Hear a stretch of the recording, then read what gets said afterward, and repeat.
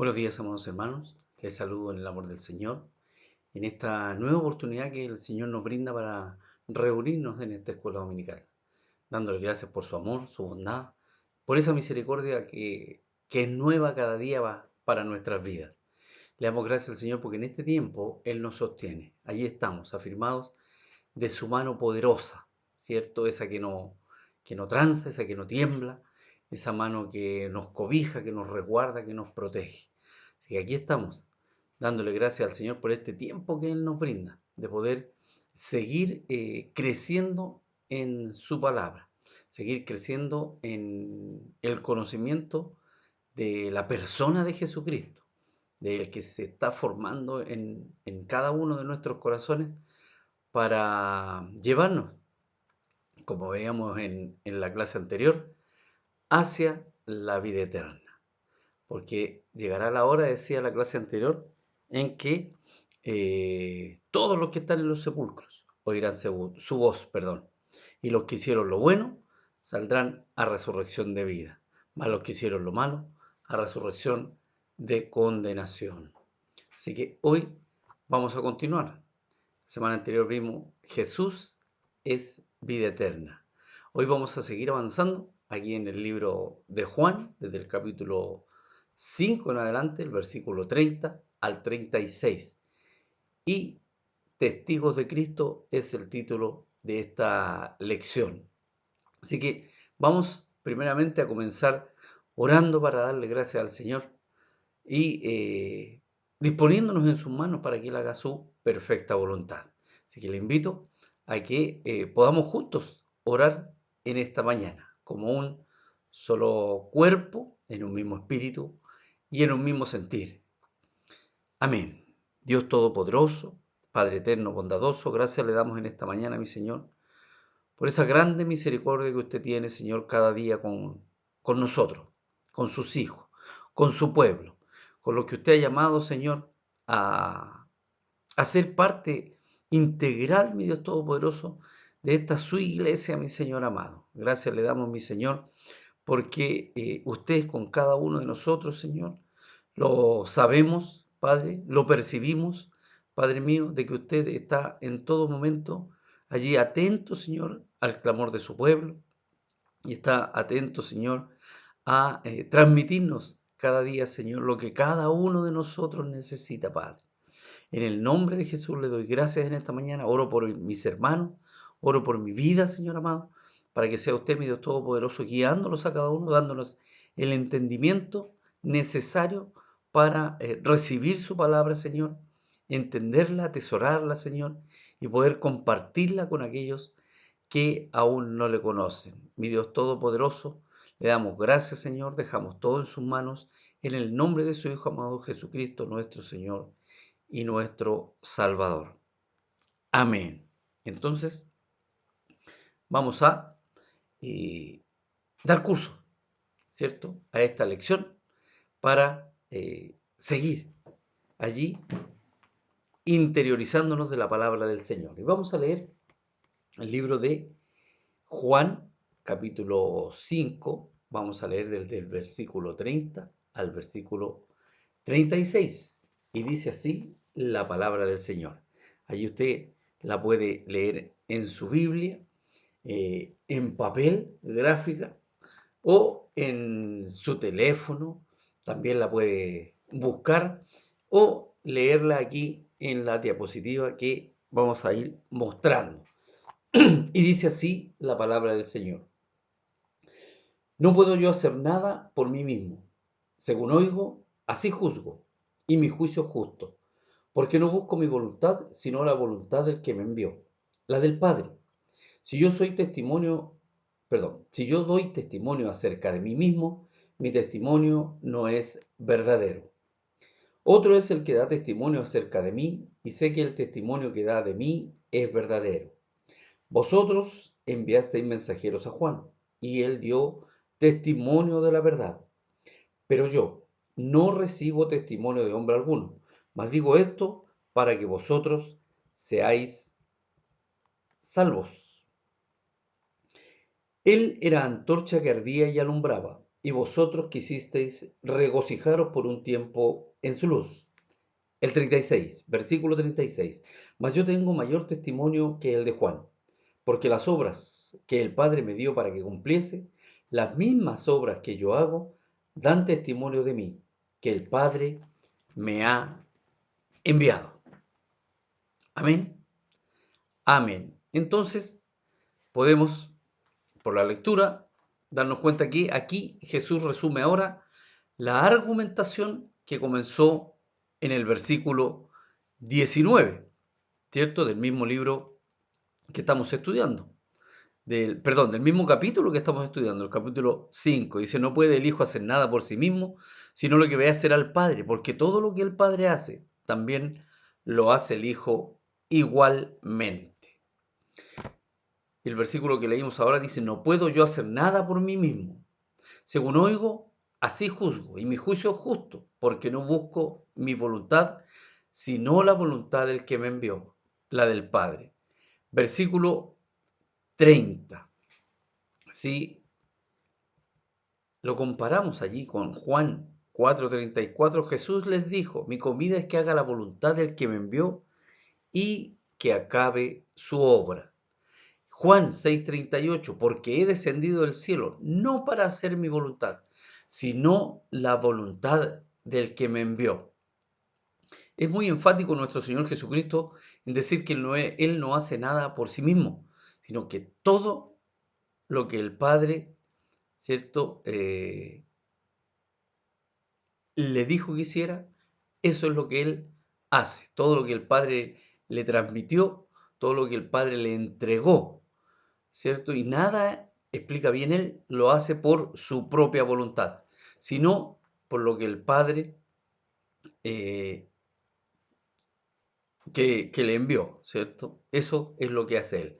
Hay quienes opinan que el yo enfático de la primera frase es señal de que Cristo no se refiere a sí mismo, ya como Hijo del Hombre, sino que expresa la relación intratrinitaria por la que el Hijo no obra independientemente del Padre. Sin negar el trasfondo intratrinitario, es preferible la opinión de que Cristo habla aquí como enviado del Padre. Lo confirman dos detalles. Primero, el verbo oigo, ¿cierto?, que leímos en el versículo. Si lo comparamos con Juan 15:15, yo no os llamaré siervos, porque el siervo no sabe lo que hace su señor, pero os he llamado amigos, porque todas las cosas que oí de mi Padre os las he dado a conocer. En contraste con el B de ver del verso 19, que leímos anteriormente, ¿cierto? Cuando comenzamos. El Hijo no hace nada por sí mismo, sino lo que ve hacer al Padre. Ese es un detalle.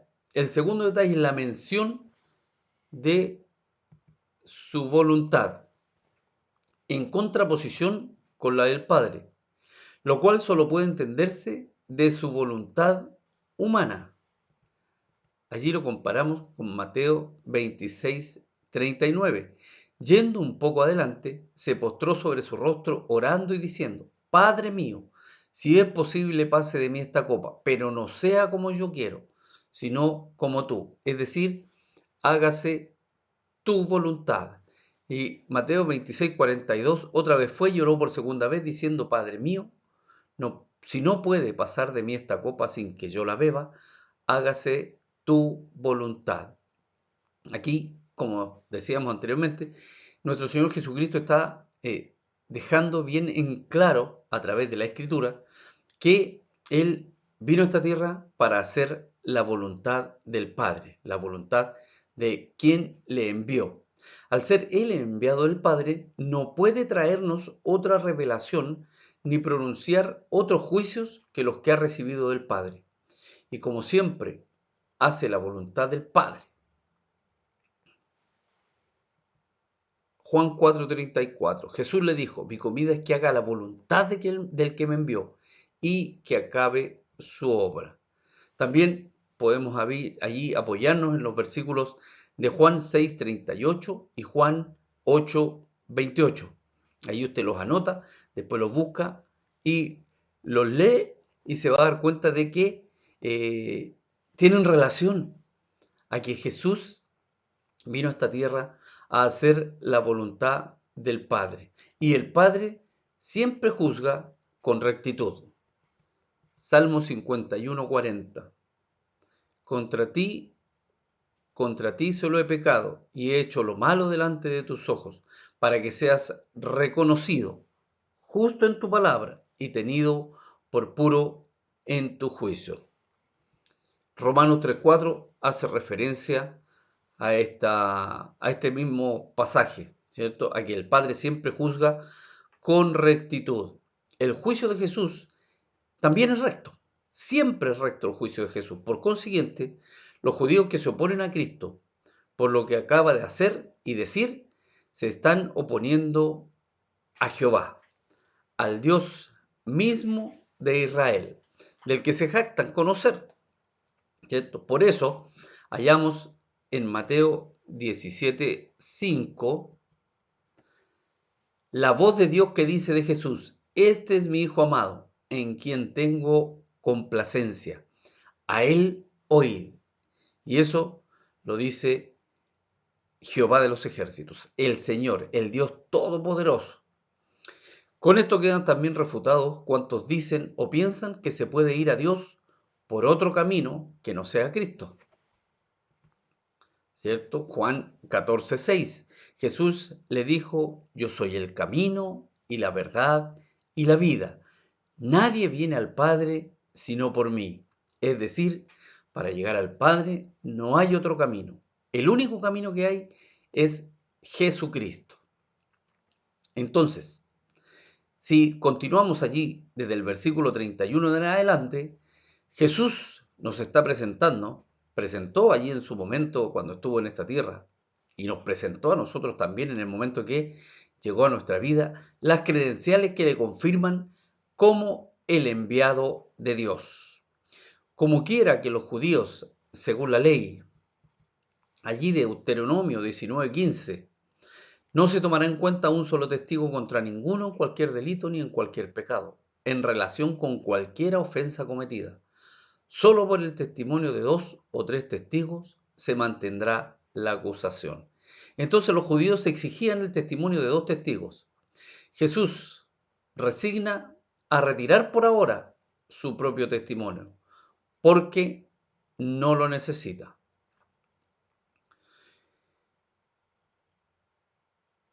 Juan 8:13 al 17, ¿cierto? Allí, si lo comparamos allí con con Juan 8 del 13 al 17, ese lo tengo separado aquí en la Biblia. Juan 8 del 13 al 17 dice: entonces los fariseos le dijeron: tú das testimonio acerca de ti mismo. Tu testimonio no es verdadero. Respondió Jesús y les dijo: aunque yo doy testimonio acerca de mí mismo, mi testimonio es verdadero, porque sé de dónde he venido y a dónde voy, pero vosotros no sabéis de dónde vengo ni a dónde voy. Vosotros juzgáis según la carne, yo no juzgo a nadie. Y si yo juzgo, mi juicio es verdadero, porque no soy yo solo, sino yo y el que me envió, el Padre. Y el versículo 17 dice: y en vuestra ley está escrito que el testimonio de 2 hombres es verdadero. Se verá que no hay contradicción con lo que leímos allí en el versículo 31 del capítulo 5. Si yo doy testimonio acerca de mí mismo, mi testimonio no es verdadero. Y dice a los judíos, ahí les dice a los judíos: si yo doy testimonio acerca de mí mismo, mi testimonio no es verdadero. Es decir, que su testimonio es verídico. Eso les está diciendo, que es verídico, del griego aletés. Es decir, no es válido según la ley. En cambio, presenta 6 testimonios más que suficientes para demostrar la verdad de sus palabras y la rectitud de sus obras, el testimonio del Padre. Otro es el que da testimonio acerca de mí, y sé que el testimonio que da de mí es verdadero. Eso lo leímos en el versículo 32. Pues bien, hay exégetas que entienden aquí el testimonio de Juan el Bautista por el contexto posterior, pero es mucho más probable que se refiera al testimonio del Padre, puesto que todos los verbos del versículo están en presente, mientras que el testimonio de Juan pertenecía ya al pasado. La semejanza con los versículos 8, 16 al 18, que se recuerda usted que los leímos,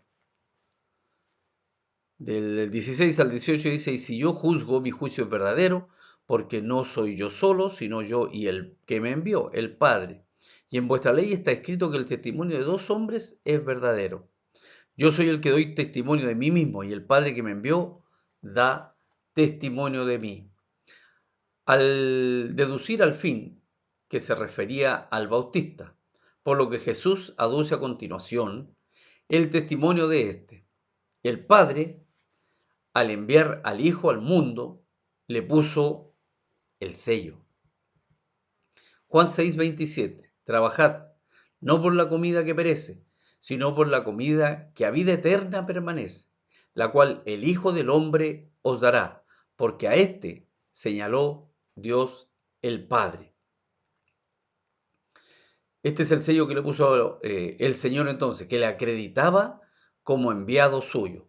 Por eso, el que no cree en Jesús hace a Dios mentiroso. Primera de Juan del 9 al 12. Primera de Juan 5, perdón, del 9 al 12 dice, si recibimos el testimonio de los hombres, mayor es el testimonio de Dios, porque este es el testimonio con que Dios ha testificado acerca de su Hijo. El que cree en el Hijo de Dios tiene el testimonio en sí mismo. El que no cree a Dios le ha hecho mentiroso, porque no ha creído en el testimonio que Dios ha dado acerca de su Hijo. Y este es el testimonio que Dios nos ha dado vida eterna, y esta vida está en su Hijo. ¿Se recuerda la clase anterior? Jesús es vida eterna, esta vida, la vida eterna, está en su Hijo. 12. El que tiene al Hijo, tiene la vida. El que no tiene al Hijo de Dios, no tiene la vida. También Juan el Bautista, ahí está lo que acabamos de leer, primera de Juan 5, del 9 al 12. También Juan el Bautista dio testimonio de Jesús. Vosotros enviasteis mensajeros a Juan. Versículo 1, 19, ¿se recuerda? Que ya lo estudiamos allí en el capítulo 1, el verso 19. Y él dio testimonio de la verdad. Eso aparece allí en el versículo 33. ¿Cierto? Juan el Bautista vino también con un propósito de dar testimonio de la verdad. ¿Cierto? Aquí notamos el verbo en pasado. Con este objetivo surgió el Bautista, para dar testimonio de la luz que es Cristo. Capítulo 1 de Juan, del versículo 6 al 9.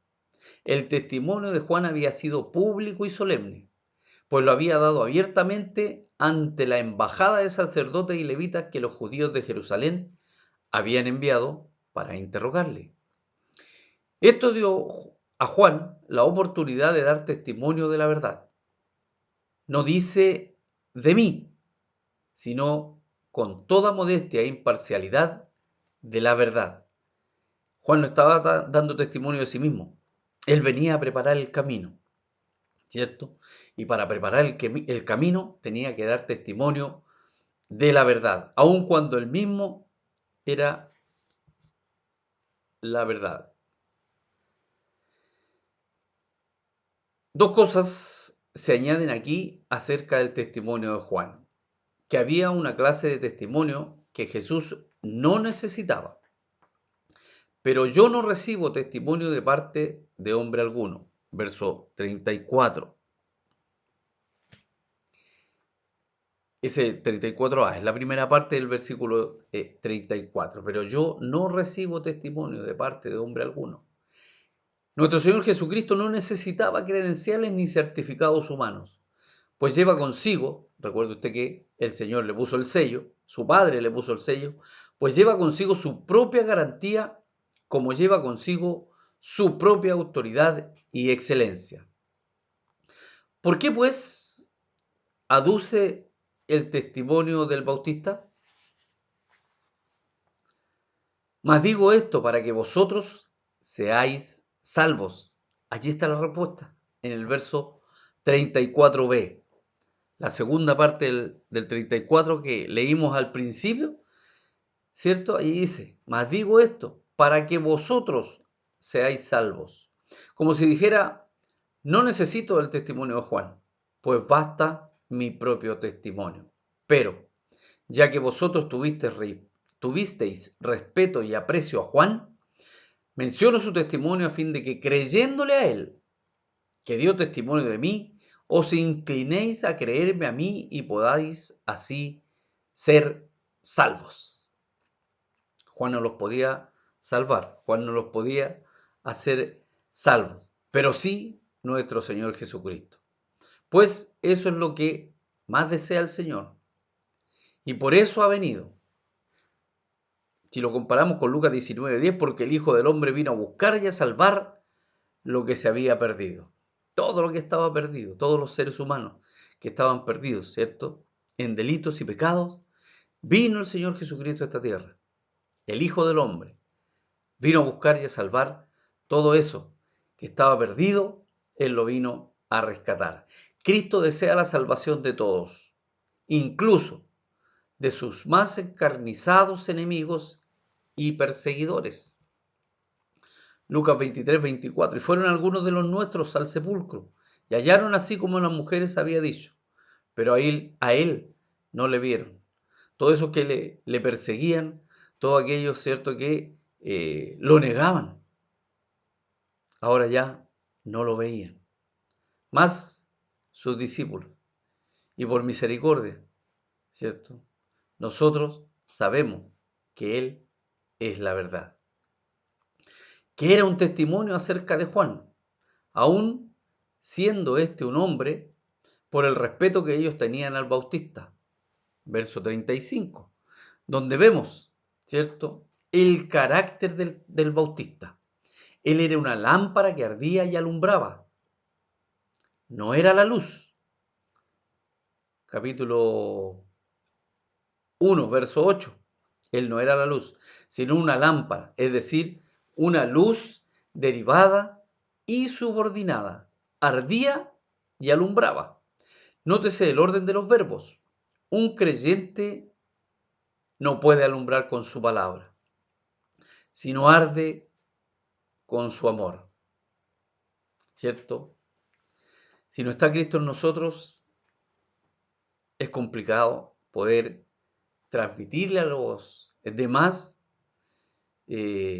acerca de Cristo, porque estamos transmitiendo vana palabrería. Pero si el Espíritu de Dios, Jesucristo mismo, está en nosotros, Él pone palabras en nosotros para que podamos compartirla, para que podamos transmitirla, para que esa palabra pueda llegar a un corazón apenado, a un corazón entristecido, a un corazón dolido, herido, a un corazón vacío. Cristo lo puede llenar con su palabra, con una palabra bastará. Si no, entonces decíamos que ardía y alumbraba. Estamos hablando de Juan el Bautista.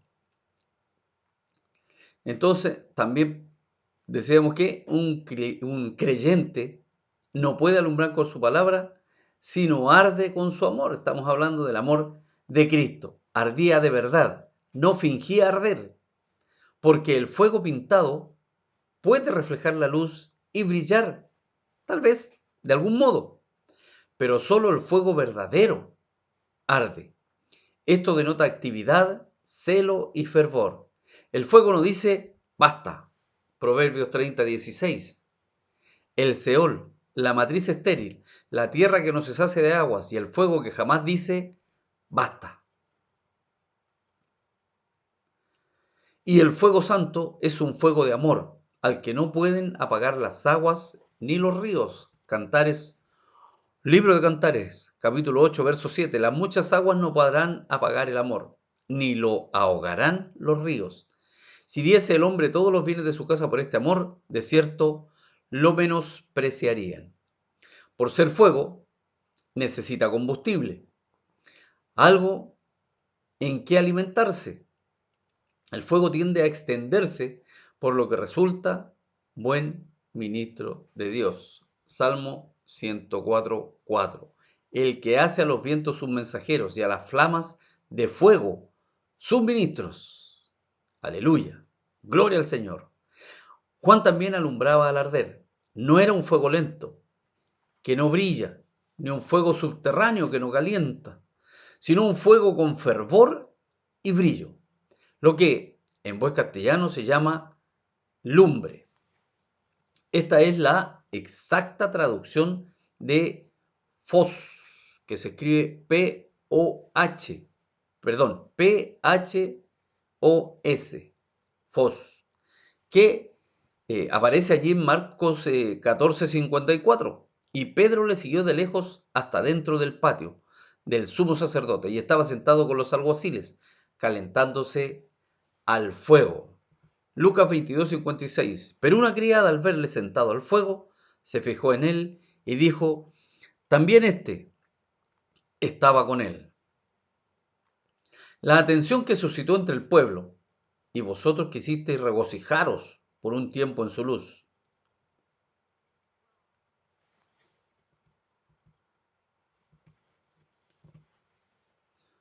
¿Cierto? Que nos dice allí,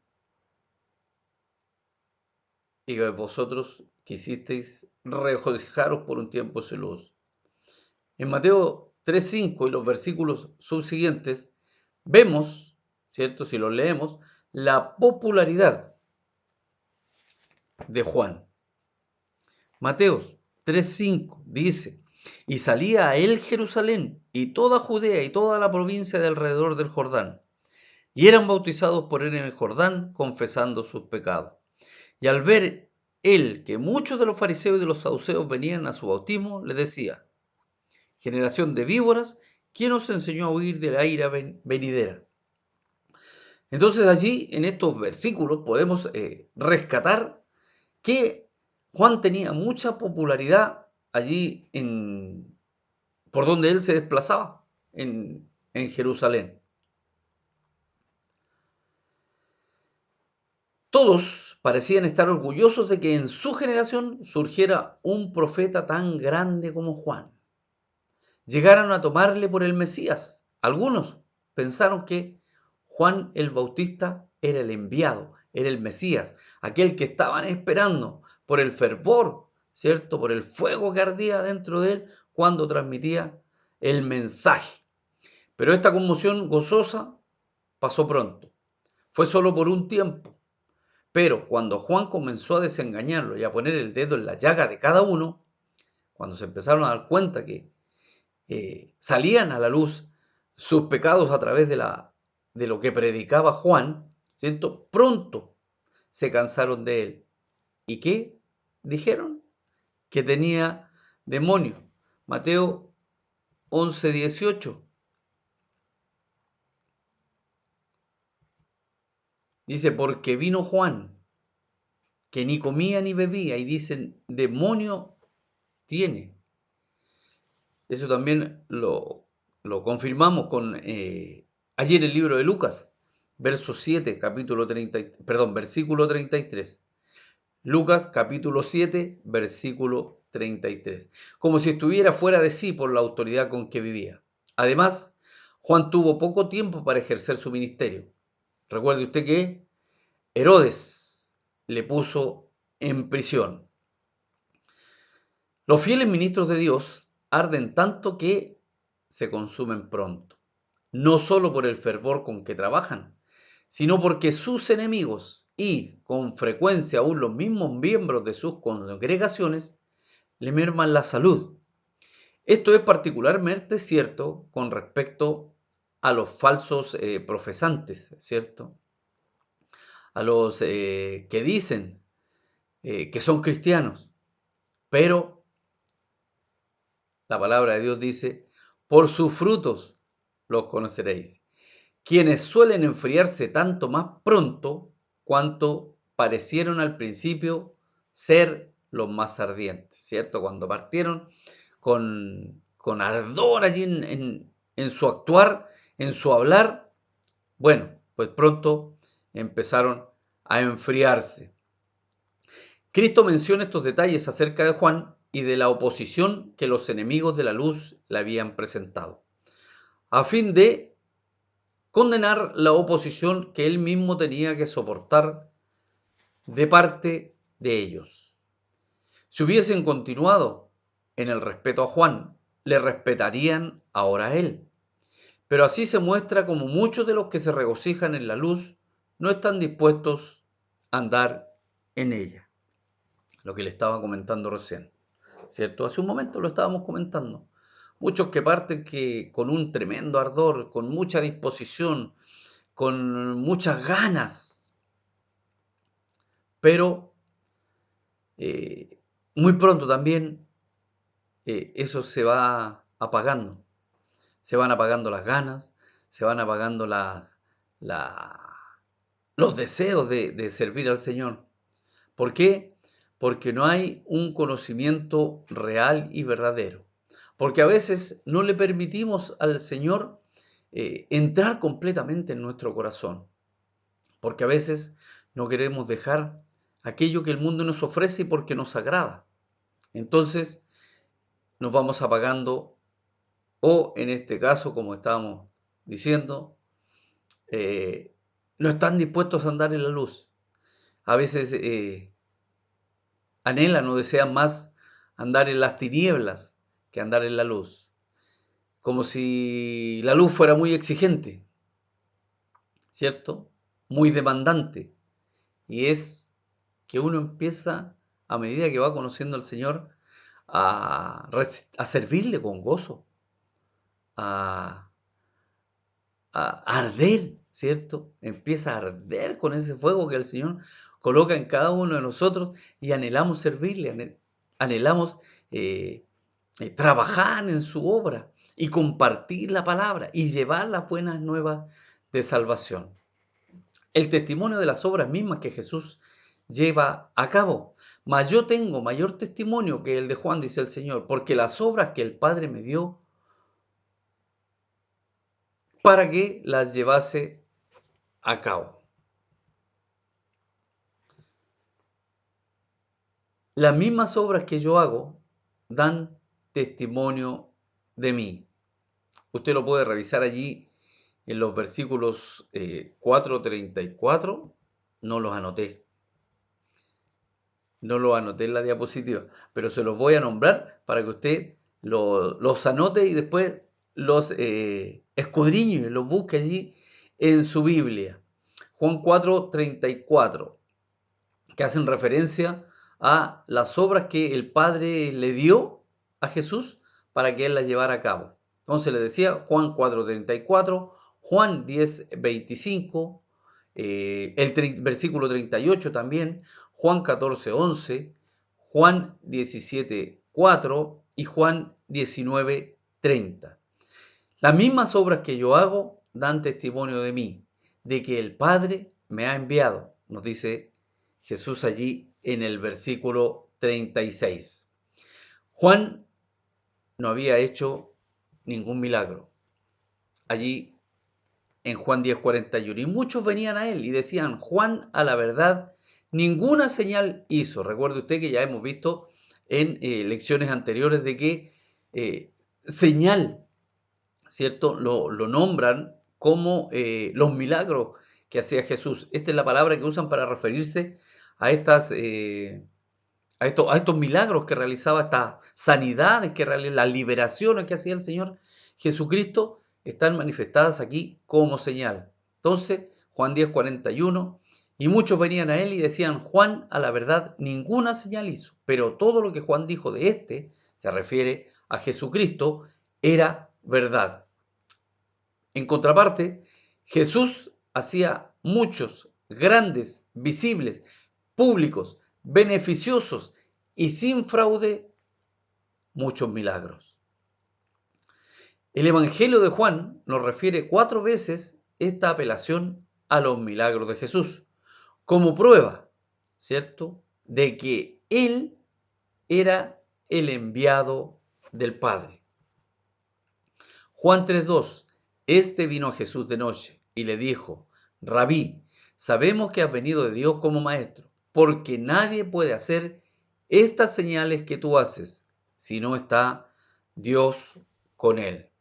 También hace referencia allí en Juan 5:36, Juan 10:25, Juan 15:24. Pero ¿sabe qué? Mire, nosotros estamos tan acostumbrados a leer los evangelios, ¿cierto? Cuando leemos los evangelios, nos parece normal encontrar en ellos los muchos y grandes milagros que hizo Jesús. Pero debemos notar algo. A la generación que los presenció, debieron de causarle una impresión tremenda. ¿Cómo nos causa a nosotros, ¿cierto?, una impresión cuando el Señor obra, ¿cierto? Y hace una sanidad, o hace una liberación, o hace un milagro en estos tiempos. Nuestro Señor todavía está haciendo milagros, pero ellos lo vieron presencialmente cuando Jesús los hacía directamente. Entonces, esta portentosa evidencia no podía ser puesta en duda. Nadie podía dudar de los milagros que estaba o que realizaba nuestro Señor, o las señales que realizaba nuestro Señor Jesucristo. En realidad, no se atrevieron a negarla, sino que apelaron al blasfemo recurso de atribuirlos a un pacto con Satanás. ¿Qué decían? Este demonio tiene. Aleluya. Ayúdenos el Señor. A quienes lo niegan hoy, conviene refrescarles la memoria con este detalle tan significativo, ¿cierto? Hay quienes hoy no creen en Jesús. Hay muchos que dicen que no han visto ningún milagro, que no han sido beneficiados con ningún milagro del Señor, pero no están dispuestos, como decíamos anteriormente, a rendirse a la luz del Señor. No están dispuestos a entregar sus vidas al Señor. Los panes y los peces, me recuerda ese versículo en este momento. Entonces, amados hermanos, a quienes, como estábamos conversando, hay muchas personas que hoy niegan al Señor, ¿cierto? Hay muchos que lo buscan también, ya sea en tiempo de aflicción, en tiempo de angustia, en tiempo de necesidad, pero a veces el Señor responde a esas necesidades, esas peticiones, y después se olvidan del Señor, se olvidan de lo que el Señor hizo por ellos. Lo importante, ¿cierto?, es permanecer en el Señor, gozarnos en el Señor, ser obedientes al Señor. Con todo, Jesús no se atribuye a sí mismo una iniciativa independiente en la realización de sus milagros o de sus señales, sino que, tanto en los mensajes que pronuncia como en los milagros que lleva a cabo, siempre nuestro Señor Jesús da la gloria al Padre. Las obras que el Padre me dio. Juan 14:10. ¿No crees que yo soy en el Padre y el Padre en mí? Las palabras que yo os hablo, no las hablo por mi propia cuenta, sino que el Padre que mora en mí, Él hace las obras. Jesús siempre honra al Padre. También allí hace referencia en Juan 17:8. Estas obras que fueron planeadas en el seno de la trina deidad, desde antes de la fundación del mundo. El testimonio de Dios es siempre superior, infinitamente superior al de cualquier hombre. Primera de Juan 5:9. Como lo leímos y lo tenía separado, allí Primera de Juan 5:9 dice así: si recibimos el testimonio de los hombres, mayor es el testimonio de Dios, porque este es el testimonio con que Dios ha testificado acerca de su Hijo. La vida entera de Jesús fue un canal purísimo a través del cual Dios mostró su naturaleza a los hombres. Esas referencias las puede buscar usted allí luego en su Biblia y las encuentra allí en Juan 1:14, Juan 14:9, Primera de Timoteo 3:16, Primera de Juan 4:2. A través de Jesús podemos ver no solo el poder, sino también la sabiduría y el inmenso amor del Padre. Y podemos agregarle también esa misericordia inagotable. De estas obras extraordinarias dice Jesús tres cosas. Nuestro Señor hace tres referencias allí, ¿cierto? Que le fueron dadas por el Padre, del Padre les venía el designio y el poder, que le fueron dadas para que las llevase a cabo, lo cual a través de las Escrituras nos damos cuenta, ¿cierto? Que Él lo hizo con toda perfección, con sumo agrado y afrontando terribles fatigas, persecuciones y padecimientos. Aún todo eso que Él padeció y cumplió, llevó a cabo la obra que se le había encomendado. Y que esas obras daban testimonio de Jesús, pues nadie, sino un enviado de Dios, podía hacerlas. Y no un enviado cualquiera, como un criado enviado por el amo, sino como un hijo enviado por el Padre, un hijo obediente. Dios, ¿cierto? Nuestro Señor no envió un ángel a morir por nosotros, sino que vino Él mismo en la persona del Hijo. Qué maravilloso es poder entender esta obra maravillosa que nuestro Señor hizo por cada uno de nosotros y por toda la humanidad, ¿cierto? Pero nosotros estamos agradecidos porque servimos a un Dios vivo, servimos a un Dios de amor, a un Dios de misericordia, como estábamos leyendo, a un Dios que nos ama entrañablemente, a un Dios que es fiel, fiel a su palabra. Él no cambia, no muta, no se transforma, sino que siempre es el mismo Dios, desde el principio y hasta hoy, y por los siglos de los siglos. Nuestro Dios seguirá siendo el mismo. Así es que, amados hermanos, ¿cómo no estar agradecidos?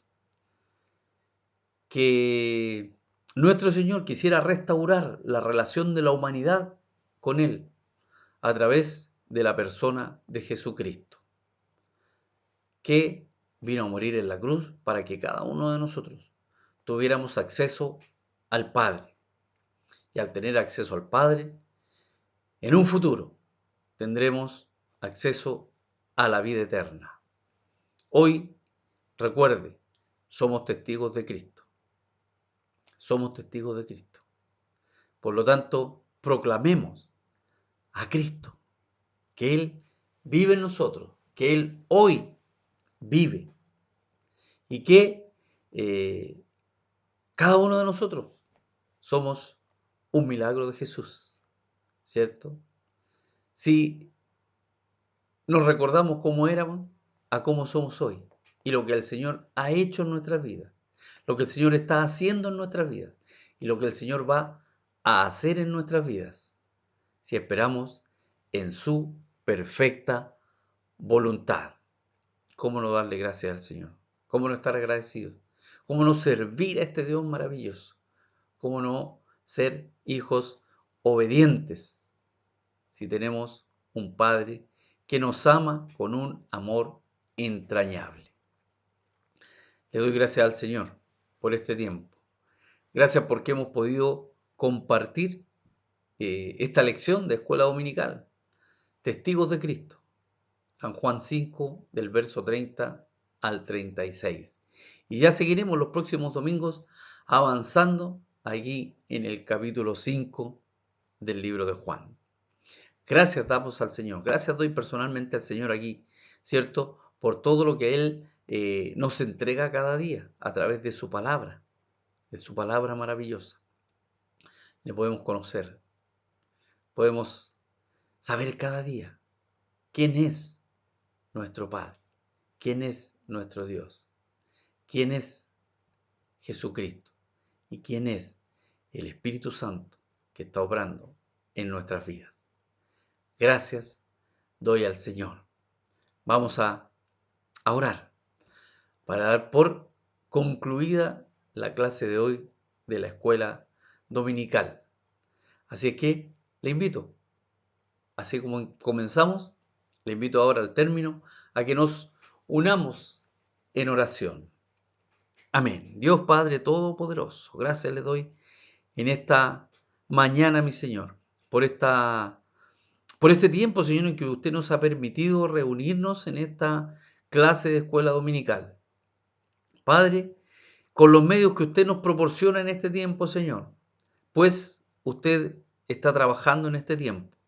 Y así nosotros debemos también trabajar, Señor, en su obra, mi Dios Todopoderoso. Así que le doy gracias.